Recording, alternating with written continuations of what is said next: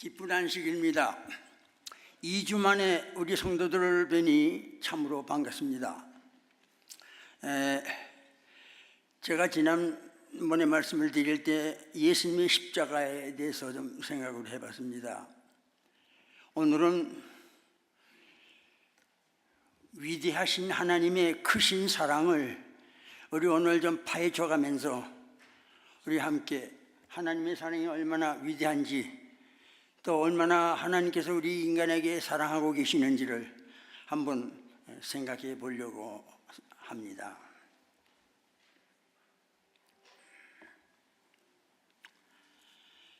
그 중에 제일은 사랑. 고린도전서 13장 13절에 조금 전에 낭독해 주신 것처럼 그런즉 믿음, 소망, 사랑, 이 세 가지는 항상 같이 있을 것인데 그 중에 제일은 사랑이라. 사도 바울 선생도 믿음도 중요하고 소망도 중요하고 사랑도 중요합니다. 그 중에 사랑은 더 위대하고 중요하다고 말하고 있습니다.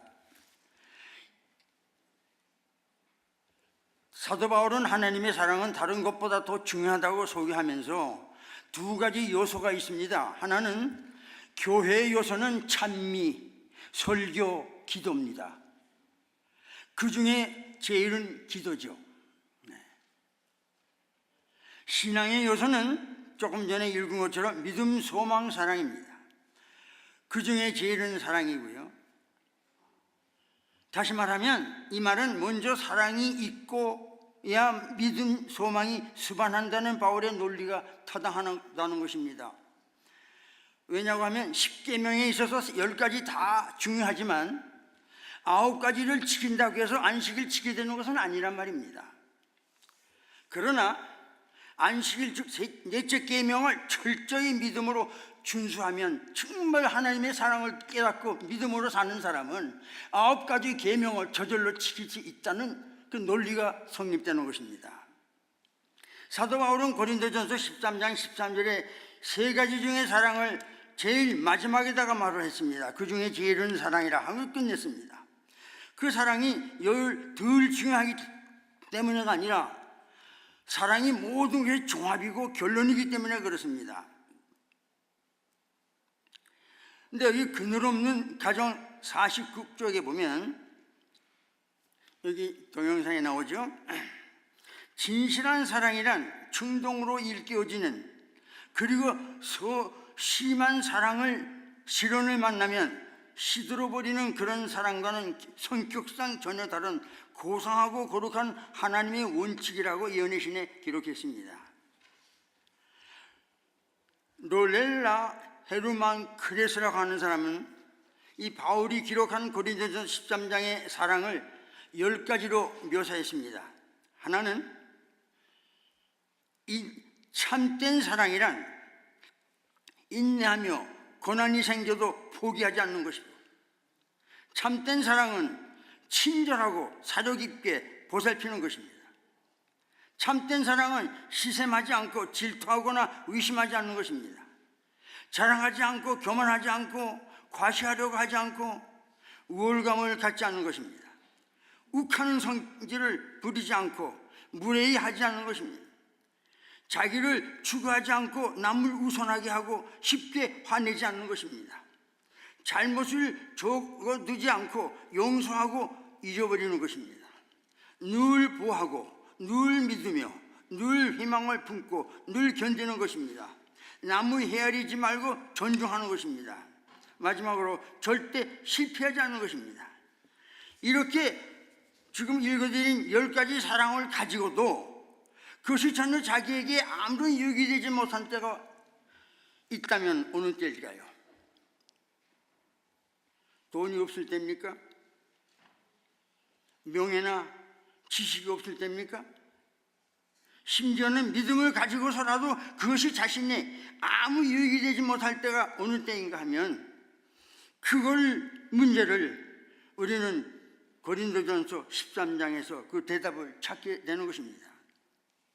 고린도전서 13장 1절로 3절을 보면 내가 사람의 방언과 천사의 말을 할지라도 사랑이 없으면 소리나는 그리와 울리는 꽹과리가 되고, 내가 예언하는 능이 있어 모든 비밀과 지식을 알고 또 산을 옮길 만한 모든 믿음이 있을지라도 사랑이 없으면 내가 아무것도 아니요, 내가 내게 있는 모든 것으로 구제하고 또 내 몸을 불사르게 내어줄지라도 사랑이 없으면 내게 아무 유익이 없느니라. 사랑이 없다는 말이 지금 고린도전서 13장 1절로 3절 속에 3번 나옵니다. 사랑이 없으면 정말 나는 아무것도 아니라는 것입니다. I am nothing.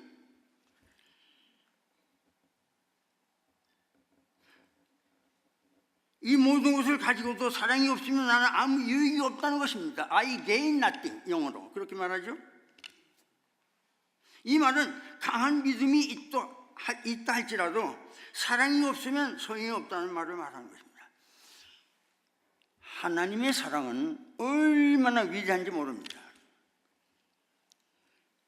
이제 제가 예화를 한 4가지 들으려고 하는데, 그 예화를 들어보시면 하나님이 얼마나 우리에게 사랑하시고 지금보다 강한 사랑인 것을 우리가 깨닫게 됩니다.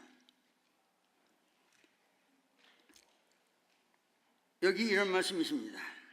그리스도인에게 믿음 이상 중요한 것이 어디 있습니까?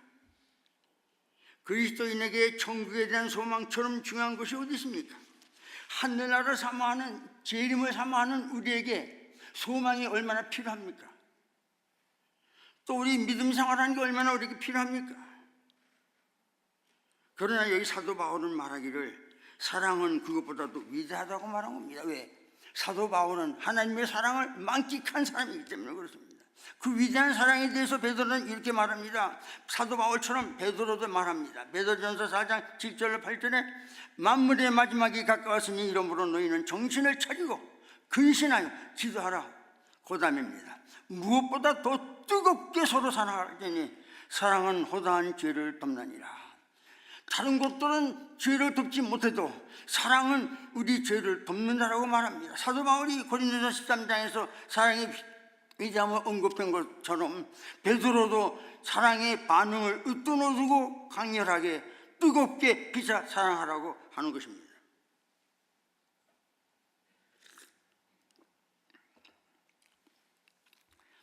예를 하나 들어볼게요. 호다한 죄를 가리우는 것은 참된 사랑이 가지고 있는 재산이다 라고 했습니다. 진정으로 사랑하는 사람은 남에게 나쁜 말을 들을지라도 좋게 들리는 것입니다. 그렇죠?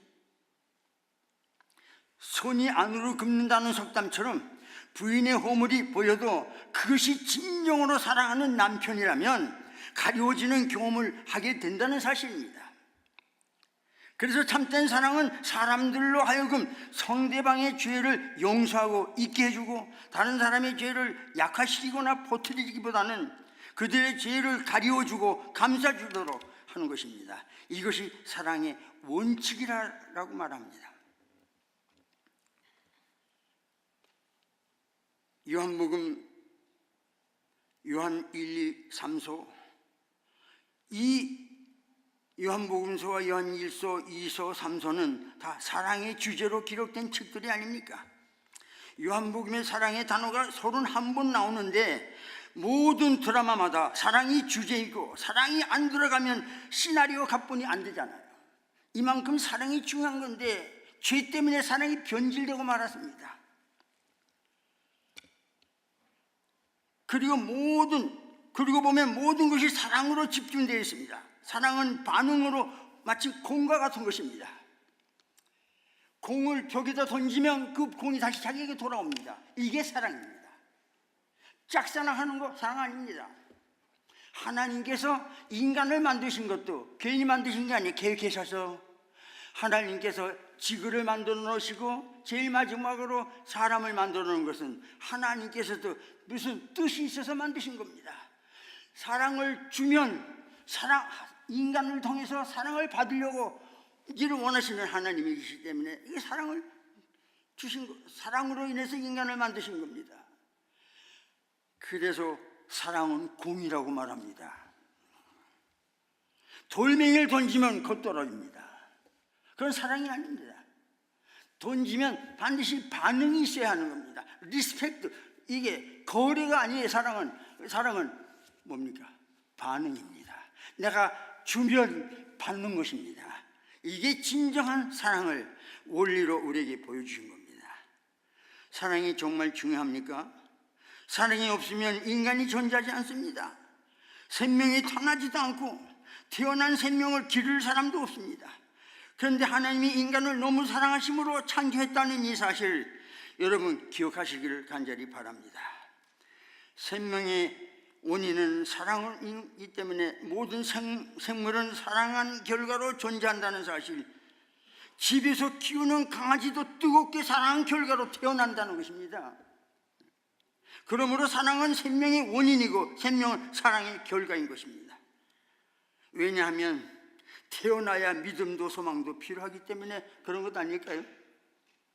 태어나지 않으면 신앙이 필요 없습니다. 나라는 존재가 태어났기 때문에 지성을 가지고 하나님을 깨닫게 돼서 믿음 생활하고 교회 나오게 된 것입니다. 강신설의 본질을 알려면 인간의 본질을 알아야 하듯이 생명의 기원을 알려면 사랑의 기원을 말할 수 있어야 하는 것처럼, 맞습니까? 사랑은 생명의 동기요 원인이요 목적입니다. 제가 이 사랑에 대한 말씀을 드리면서 문득 한 이야기를 여러분들에게 드려요. 실제로 있었던 얘기입니다. 물질적 풍요로움으로 정신적 행복을 모두 채워줄 수는 없는가라는 그런 제목으로 실린 신문 기사를 한번 본 적이 있습니다. 꽤 오래전입니다. 한 20년 좀 넘은 것 같습니다. 좀 오래된 기사이기 때문에 너무 충격적인 사건이기 때문에 말씀을 드리려고 합니다. 시카고 애나햄이라는 곳이 있는데 도그와 레네토라는 부부가 부동산 에이전트로서 수영장이 달린 집에다가 많은 땅을 소유하고 있고 콜렉스카에다가 벤츠 수영차를 굴릴 만큼 남부럽지 않는 재벌이었습니다. 지금은 아니지만 옛날엔 그랬죠. 그 당시 이 부부는 부동반 자살로 세상을 잡혀했습니다. 부인과 애완용 개 2마리를 권총으로 쏴 죽이고 자신도 자살한 끔찍한 그 충격적인 동반 자살이 세상에 널리 알리게 됐습니다. 그런데 그는 죽기 하루 전에 외출해서 돌아온 형이 있습니다. 그 저기 형이 자기 집에 매달린 20분짜리 비디오 테이프를 통해서 그만 아연 질색을 하게 됩니다. 그 동반 자살한 부부는 자신들이 생전 모습과 육성이 담긴 녹음 테이프를 통해서 아주 죽는 이유를 여기 이렇게 말했습니다. 들어보실까요? 우리는 22년간 다정한 결혼 생활을 해왔지만 더 늙고 싶지 않았다. 우리는 같이 세상을 이별하기로 했다. 결국 모든 것을 다 성취했으니 더 살아갈 이유가 없다는 것입니다. 이게 바로 동반 자살한 이유입니다. 거기서 끝내고 싶다는 것입니다. 더 이상 삶을 이끌어가고 싶지 않고 모든 것이 다 성취됐기 때문에 그 절정의 세상을 마치고 싶다는 것입니다. 참으로 왜 죽었을까요? 이 참 아까운 이 사람이. 그들은 물질적 교육 때문에 죽었을까요? 고생스러워서 죽었을까요? 몸이 병이 많이 걸려서 죽었을까요? 건강하지 못해서 죽었을까요? 더 이상 사랑할 것이 없어 죽었다는 것입니다. 간단하죠. 더 이상 반응할 사랑이 없어 죽었다는 것입니다. 여러분, 자살은 사랑이 동인할 때 발생합니다. 우리가 하나님의 사랑이 잔뜩 받고 있는 사람에게는 절대 자살하지 않습니다. 자살하는데 이유가 있겠죠. 우울증으로 인해서 여러 가지 이유가 있지만 다 사랑이 궁핍하면 그렇게 되는 것입니다. 하나님께서는 인간에게 필요한 것을 아셔서 이 사랑을 듬뿍 우리에게 주셔서 용기를 가지고 믿음 생활을 하도록 길을 열어주시고 살게 해주신 겁니다. 결론적으로 말하면 이 동반 자살한 이 그들에게는 생명의 근원이신 하나님의 사랑에서 얻어지는 행복된 영원한 사랑의 미래가 있는 것을 깨닫지 못하기 때문에 그런 엄청난 동반 자살로 생을 마치게 됐다는 것입니다.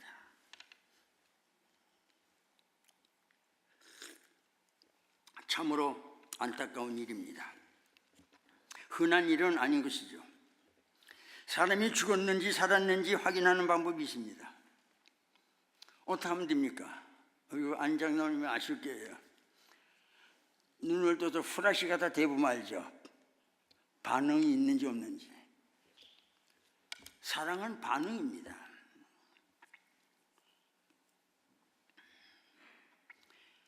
사랑은 생명의 빛이고 에너지의 근원입니다. 영혼의 빛이 발생할 때 사랑도 반응한다는 사실을 기억하시기 바랍니다. 여기 유명한 정신학 박사 하나 있는데, 유명한 정신과 의사입니다. 칼멘 잉고라고 하는 사람이 말하기를, 사랑은 인류의 병을 고치는 약이다. 사랑만 있으면 우리는 살 수 있다. 사랑과 생명은 분리될 수 없는 본질이다. 사랑하신 여러분, 아담과 해와가 어떻게 만들어졌을까요? 처음에 사랑할 수밖에 없게 만들었다는 겁니다. 하나님께서 둘을 뜨겁게 사랑한 결과로 생명이 탄생한 것입니다.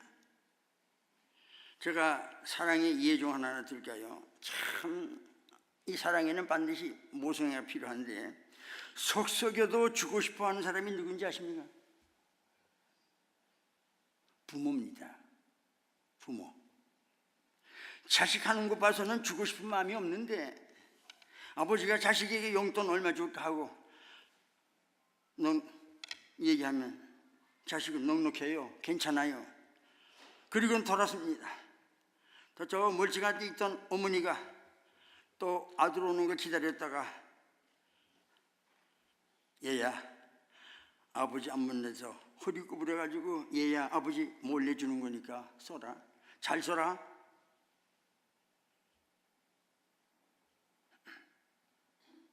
그리고 돌았으면 이게 바로 엄마의 심정입니다. 모성애라는 것입니다. 이게 바로 자식이라면 하나도 아까워하지 않고 주고 싶은 부모의 심정은 하나님의 심정이라는 것입니다. 하나님이 그런 심정을 가지고 있기 때문에 하나님께서 우리 인간을 이렇게 사랑한다는 것을 어머니를 통해서 보여주시는 사랑의 축소판인 것입니다. 그래서 하나님이 분점이 되는 것입니다. 어머니가 자식을 이처럼 사랑한 것은 하나님께서 인간을 이만큼 사랑한다는 것을 하나님의 사랑으로 보여주시는 겁니다. 이걸 가리켜서 모성애라고 말합니다. 또 얘기 하나 할까요? 인도 3대 성이라고 불리는 손다신이 14살 때 힌두교 신자였는데요, 사도 집안에서 태어났습니다. 근데 선교학교에서 예수님을 발견했는데 그는 집에서 쫓겨났습니다. 왜요? 불교 신자인데 그 기독교 하나님을 믿으니까 쫓겨날 수밖에. 마지막 집에서 나오던 날 그는 길가에 쓰러져 있는 것을 어떻게다 누가 길에 지나가는 사람이 발견하고 그 사람을 구출해 줬습니다. 자기 조상들의 신앙을 버린 자식을 마지막 보내는 날 그 부모들은 안타깝지만은 밥에다가 독약을 타서 죽이려고 했습니다. 그런데 그가 살아서 아주 구사일생으로 겨우 살아났습니다. 더 큰 하나님의 사랑을 감동을 받아가지고 이 성다신이라는 이 청년은 태백산 히말라야 산맥을 13번이나 오르내리면서 전도하다가 40세에 죽었습니다. 그런데 그가 어떻게 죽었는지는 지금까지도 아무도 모른다는 것입니다. 그런데 그가 생전에 한 번은 히말라야 산맥 근방에 헤매면서 불교도 신자들에게 전도를 하다가 산에서 불이 나는 걸 보게 됐습니다. 불이 막 타오릅니다. 불길이 폴폴 타올라서 새 동굴에 있는 것을 보게 되었습니다. 불 붙는 것을 보던 이 어미새가 몸부리치는 것을 이 선단은 멀리서 바라보면서, 야, 어떻게 될까? 어미가 새끼를 살릴까? 드디어 불이 점점 가까워지면서 새 동굴에 미치게 되었습니다. 몸부림치면서 어미새는 새끼가 울부짖는 동굴에 이미 새가 내려앉더니 날개를 펴서 새끼를 껴안은 채 새끼하고 애미하고 같이 타 죽는 것을 이 선다가 멀리서 본 겁니다. 그때 이 선다가 자기가 쓴 그 책에서 이렇게 말합니다. 나는 그날 십자가를 봤노라. 저게 십자가구나. 사랑하신 여러분, 독수리에게도 모성애가 있다는 사실입니다. 사람에게만 있는 것이 아니라 바로 여기에 이 사건에 대한 성경절이 나옵니다. 이사야 49장 19절 얼마나 참 우리에게 아름다운 표현을 주십니까? 여인이 어찌 그 젖는 먹는 자식을 잊겠으며 자기 태선한 아들을 긍휼히 여기지 않겠느냐? 혹시 잊을지라도 나는 너를 잊지 아니하리라. 이것은 관대한 하나님의 사랑인 것입니다. 다음에 죽음보다 강한 극진한 사랑에 대해서도 또 성경에 나옵니다. 마태복음 23장 37절에 예루살렘아 예루살렘아 암탉이 날개 아래에 새끼 모음같이 몇 번이나 했나? 라고 하셨습니다. 탄생시키는 사랑은 죽음보다 강해합니다. 그래야 생명이 탄생할 수 있다는 말입니다. 죽음보다 사랑이 강하지 않으면 생명을 존재하게 할 원인을 알 수가 없다는 것입니다. 여러분, 여자가 어미가 되기 위해서 자식을 낳을 때 죽음을 각오하고 낳는 것처럼 탄생시킨 자식이 죽게 되는 일이 생기면 생명을 바꿀 각오가 어머니에게 되어 있는 것입니다. 그게 바로 모성이기 때문에. 저희 어머니 얘기를 하나 할까요? 107세에 돌아가신 저희 어머니가 아직 살아계신다면,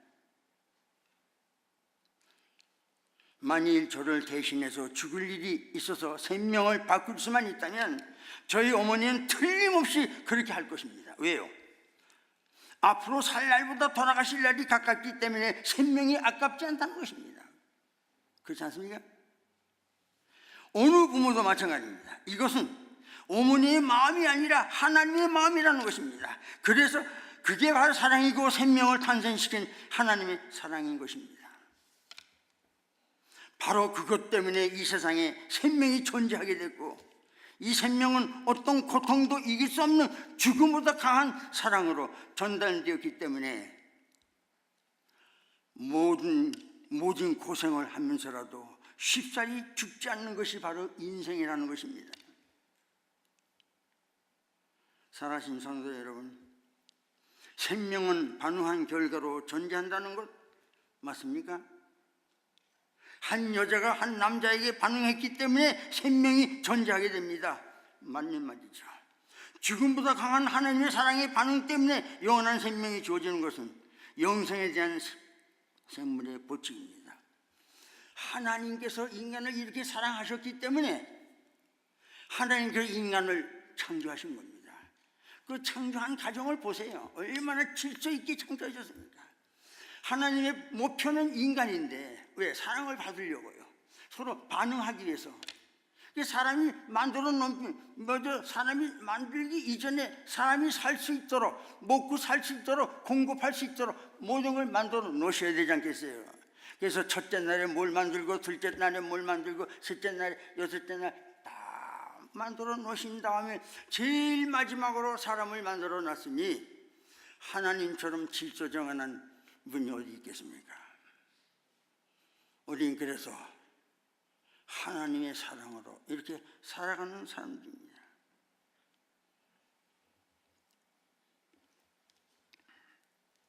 하나만 더 얘기하겠어요. 많지만은 오래전에 있었던 또 얘기입니다. 죄송합니다. 오래전 얘기를 해서 8살 된 어린아이가 어울리지 않는 그 조수지에서 썰매를 타다가 물에 빠졌어요. 어린이가 찬 오른 물에 빠졌을 때 울부짖는 소리를 듣고 엄마가 뛰어나왔습니다.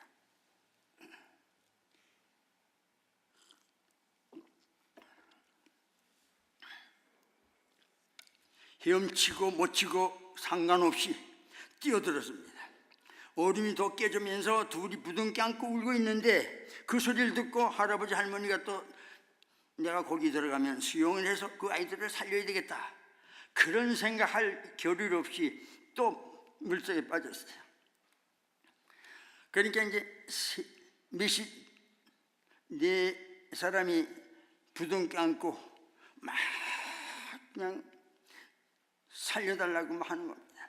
근데 그걸 뒤늦게서야 그 아들이 소리를 듣고 뛰어나왔습니다. 조수지에 갔더니 자기 부인에다가 자기 아들에다가 아버지, 어머니 다 물속에 빠져 있는 겁니다. 이 아들은 내가 어떻게 해서라도 헤엄을 쳐서 살려야 되겠다 하는 말 할 겨를도 없이 뛰어들어갔다가 3대의 5명이 다 모두 죽었습니다. 이 이야기를 들으면 참 어리석은 얘기예요. 무슨 이섬 얘기 같기도 하고 이상한 얘기 같기도 하지만 사실이 있었던 거죠. 이것은 뭘 말하는 것이냐면 죽음보다 강한 사랑을 보여주는 본보기라는 것입니다. 이만큼 내가 들어가서 그 아이를 살려야 되겠다 하는 마음, 내가 헤엄을 칠 줄 알던 모르던 관계없이 들어가서 그 아이를 살리겠다는 마음, 그게 바로 모성애라는 것입니다. 그래서 다 죽었어요. 그래서 사도 바울은 그 하나님의 사랑을 느꼈기 때문에, 만끽했기 때문에 믿음, 소망, 사랑, 그 중에 제일은 사랑이라고 결론을 내린 것입니다. 로마서 8장 35절에 누가 우리를 그리스도의 사랑에서 끊으리요? 환난이나 핍박이나 근신, 기근이나 적신이나 칼이냐? 이 말은 어느 무엇으로도 사랑은 끊을 수 없다는 반응을 여기서 보여주신 겁니다. 다시 말해서 반응이 거래로 바꾸면 엄청난 비극이 일어나는 것입니다. 사랑은 반응이지 거래가 아닙니다. 관계가 그대로 바뀔 때 사상은 끝나고 맙니다. 거래는 사랑이 아닙니다. 반응이 사랑입니다. 사랑은 아까도 말씀드린 것처럼 공과 같은 것입니다. 주는 마음이 기쁜 것은 반응하기 때문에 라는 사실을 여기 앉아 계신 여러분 다 기억하시기 바랍니다. 믿음도 소망도 사람을 변화시키지 못합니다. 믿음은 의견만 바뀌어놓습니다. 그러나 사랑으로 역사하는 믿음만이 사람을 바꾸는 성품과 변화시키는 본질이라는 사실을 우리가 확신해야 할 것입니다. 그런데 사랑에는 반드시 습관해야 될 것이 마지막으로 하나 조건이 있습니다. 그것은 곧 자유가 있어야 하는 겁니다. 사랑하려면 자유가 있어야 합니다. 자유롭지 못하면 사랑할 수가 없습니다. 사람이 누리는 최고의 사랑은 자유입니다. 하나님의 사랑은 자유를 존재하는 것입니다. 그런데 만약에 이 자유가 하나님께서 인간을 창조하실 때 겸해서 준 것이 선택의 자유권인데, 하나님께서 인간을 그렇게도 하셨으면서도 우리에게 자유를 주지 않았다면 그것은 조작입니다. 그것은 로봇에 지나지 않는 것입니다. 사랑이 아닙니다. 그것은 사랑을 기형으로 만드는 장난감 토위에 불과한 것입니다. 어느 심리학자는 말합니다. 엄마의 최고의 행복은 출산할 때가 아니라 아기 젖 먹는 그 순간, 그때라고 말합니다. 사실 그렇습니다. 저는 모릅니다. 여기 애 낳으신 여자분들이나 아실 얘기지만은 어쨌든 출산하는 게 기쁜 게 아니라 젖 먹이는 그 순간이 최고의 기쁘다고요. 그렇습니까, 여자분들? 여기 그렇게 말합니다. 혹자는 말하기를 생명은 어머니의 지닌 산물이라고 말합니다.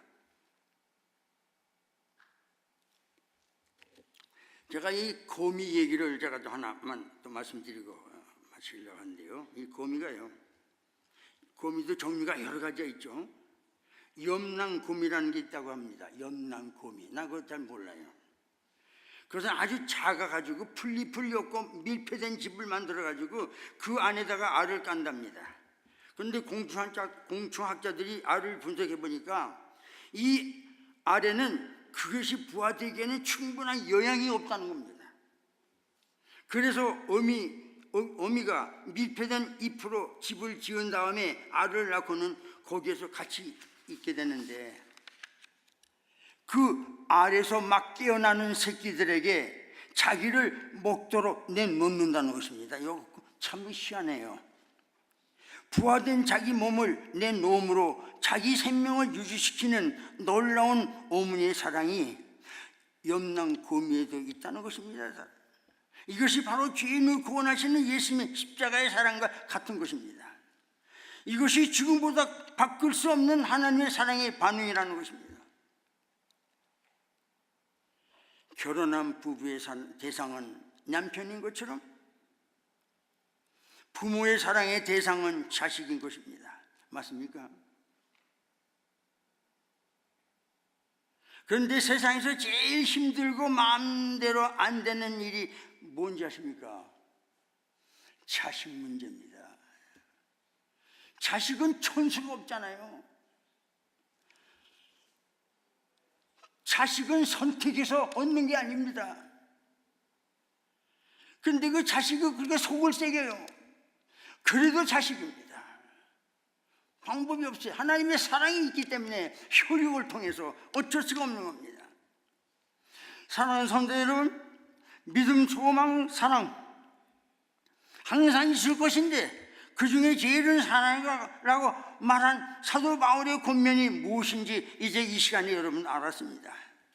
그리고 하나님의 사랑은 죽음보다 강한 사랑인 것을 반응을 통해서 우리가 알았습니다.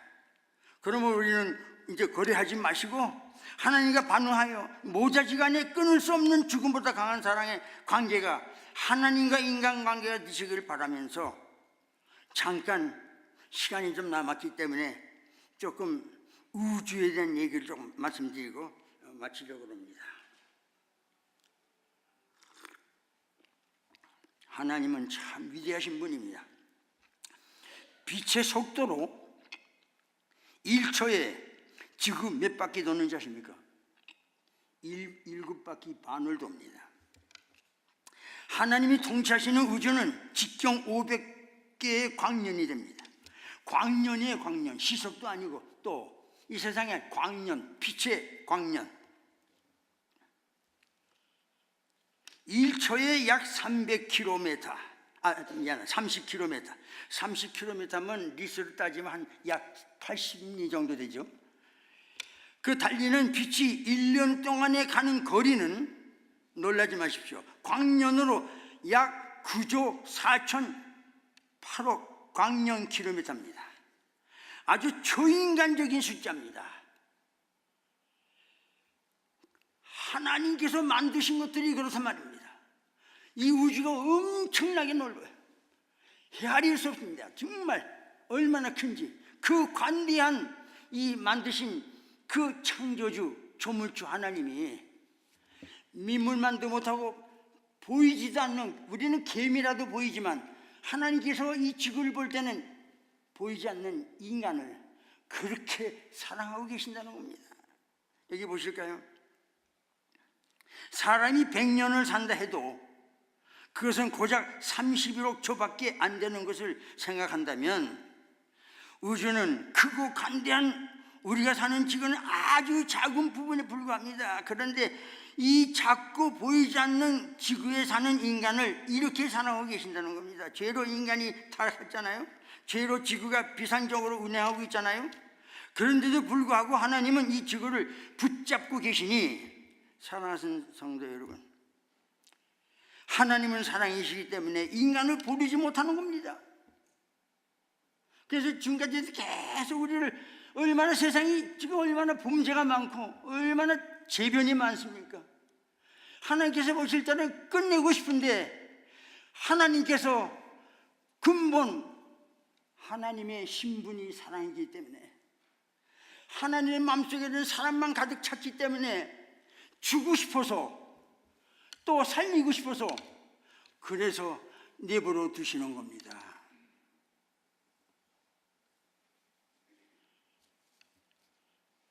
하나님께서는 그때요 다른 우주가 있어 지구 하나 없어도 손에 들 것은 없어요. 하나님께서 얼마나 많은 우주를 가지고 계십니까? 그 우주에도 많은 사람들이 삽니다. 모든 세계가 다 하나님께서 만드셨으니, 이 세계 물이 세자에다가 물이 개자입니다. 인간 세자에다 물이 개자니까 우리가 사는 지구만 인간 사는 게 아니라 다른 우주에도 인간이 사는데, 그 사람들만 가지고도 하나님께서 얼마든지 사랑을 주고받을 수 있는데 왜 죄 많은 이 세상, 죽어 마땅한 이 지구의 인간들을 위해서 지금 이렇게 우리를 버리지 아니하시고 계속 은혜 주시면서 우리를 계속 하나님 믿으라고 우리가 하시는군요. 사랑하는 성도 여러분, 하나님은 사랑이시기 때문에 인간을 버리지 않으십니다. 아까도 말씀드린 것처럼. 그런데 하나님께서는 구태여 붙잡고 계시는 다른 우주가 있어서 정말 하나님께서는 손해볼 것이 하나도 없는데 구원을 중단하지 않으시고 아주 작은 지구를 붙잡고 계시는 이유는 여기 이유가 나옵니다. 하나님의 사랑 때문에 그렇습니다. 이유는 다른 게 없습니다. 하나님의 사랑 때문입니다. 하나님의 사랑이 우리를 이렇게 감싸주고 계시는 겁니다. 우리는 그 관대한 하나님이 계시는 영광의 보좌, 우리는 가보지도 못했고 또 지구에 반경만한 구멍 뚫린 오리온 성자가 있다고 합니다. 여러분, 이렇게 전체학을 연구해 보면요, 이렇게 별들이 이렇게 지나가는 게 있죠. 그건 은하계라고 그럽니다. 그 은하계. 그리고 이 별마다 다 스테이트가 있다고 그래요. 이렇게. 이건 워싱턴 스테이트, 오레곤 스테이트. 이와 마찬가지로 하늘의 별들도 다 이런 모여있는 스테이트들이 있다는데 이 별 하나가 얼마나 큰지요. 생각해 보세요. 과학적으로 다 증명하지 않습니까? 지구보다 엄청나게 큰 별 하나도 이렇게 조그맣게 보이는데 하나님께서 이 지구를 볼 때 보이지도 않을 겁니다. 그런데도 하나님께서는 우리를 사랑하시는 겁니다. 그 오리온 성자가 지구의 반경 정도 직경 딱 잘라놓은 거기 구멍이 있습니다. 그 구멍으로 들어가면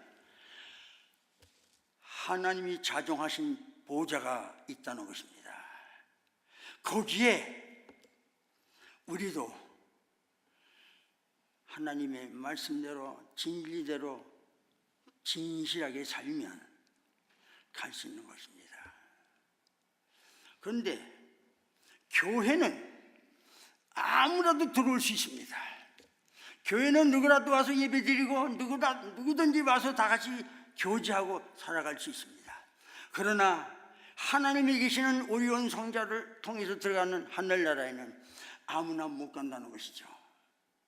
하나님의 뜻대로 사는 사람만 가는 것입니다. 그게 달라요. 그러니 우리도 하늘나라에 가기 위해서 열심히 믿음 준비해야 되지 않겠습니까? 사랑하시는 여러분, 우리 모두 그것에 들어가기 되시기를 소망하면서 믿음 준비 잘 하시기를 바라면서 말씀 마치겠습니다.